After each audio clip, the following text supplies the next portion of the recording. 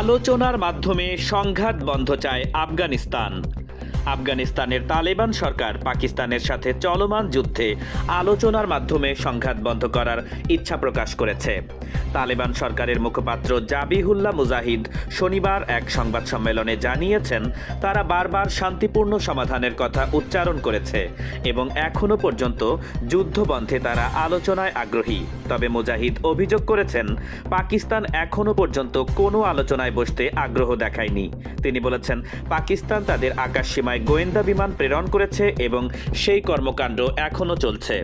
আফগানিস্তানের পক্ষ থেকে এমন শান্তি চিন্তার আগ্রহ থাকা সত্ত্বেও সাম্প্রতিককালে পাকিস্তান আক্রমণ তুঙ্গে রেখেছে এবং গত কয়েকদিন ধরে দুই পক্ষের মধ্যে যুদ্ধবিগ্রহ আরও জটিল রূপ নিয়েছে।